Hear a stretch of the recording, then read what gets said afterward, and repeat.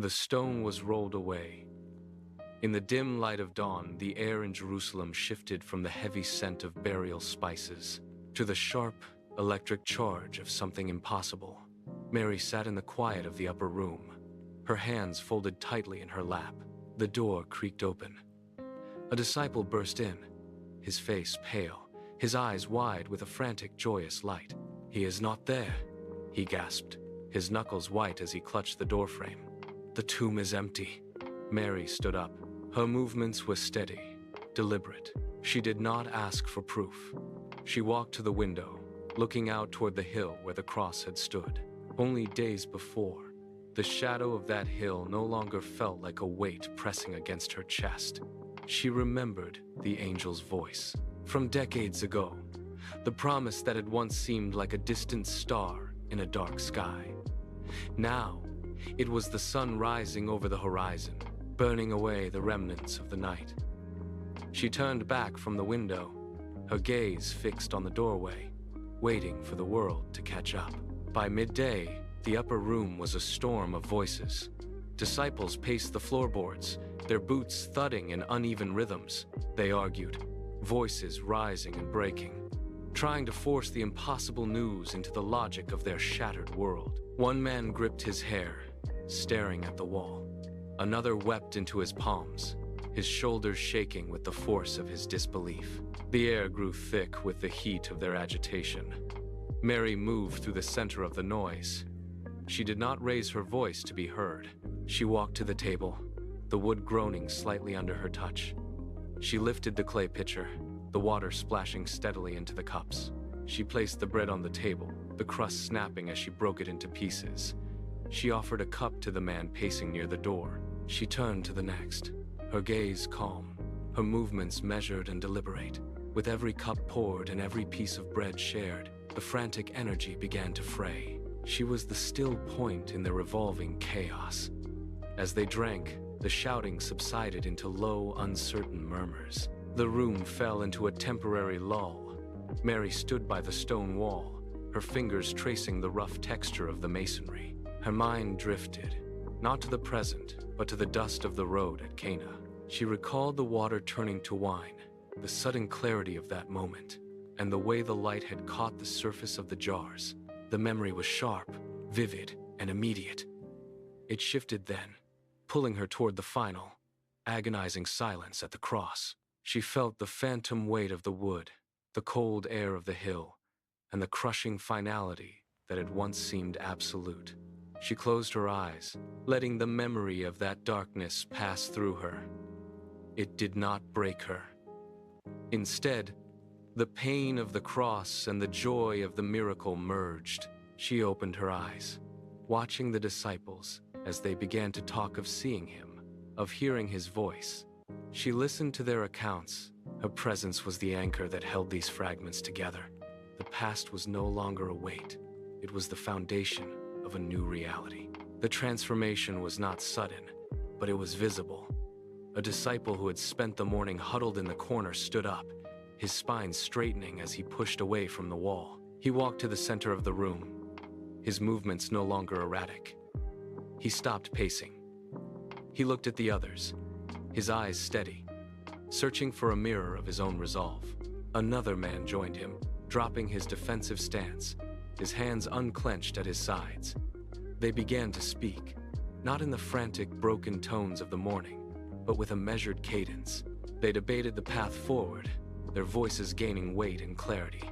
Mary watched from the doorway, her hands resting on the frame. She saw the way they stopped glancing at the door in fear. They were no longer waiting for a knock or a threat. They were preparing to step out. One of them walked to the window, his grip firm on the stone ledge as he looked toward the city streets. He did not flinch at the sounds of the crowd outside. He turned back to the group, his chin lifted, his expression set. The fear that had kept them trapped behind locked doors had evaporated, replaced by a quiet, focused intensity. They were becoming witnesses, and in their collective stillness, the room felt like a forge, tempering them for the world beyond. The energy in the room shifted. It was not a sound, but a change in the air itself, growing thick and heavy. as if the very oxygen were being replaced by something denser. The disciples, who had been debating their next steps, stopped in mid-sentence. One man lowered his hand, his mouth hanging slightly open as he stared into the center of the room. The ambient noise from the Jerusalem streets vanished, leaving the house in a vacuum of sound. The silence was not empty. It was pressurized. It pressed against the walls and the floorboards, vibrating with a low, unseen frequency that made the hair on their arms stand up. Mary stood perfectly still, her breathing shallow, her eyes fixed on the empty space near the table. She felt the temperature drop, a cool current sweeping through the stagnant heat of the room. The disciples stopped pacing.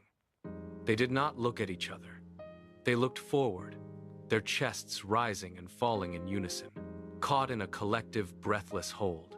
The air became electric, shimmering with the weight of an arrival that had not yet taken form. Every person in the room held their breath, waiting for the moment to break. The air fractured. It did not tear, but simply gave way, and there he stood. The transition was instantaneous, a shift from absence to absolute reality. The disciples did not hesitate. As one, they collapsed, their knees striking the stone floor with a dull, rhythmic thud that echoed through the room. Some pressed their foreheads to the ground, hands trembling as they reached out into the empty space. Others remained upright for a heartbeat, eyes wide and unblinking, before their legs gave out under the sheer gravity of the moment.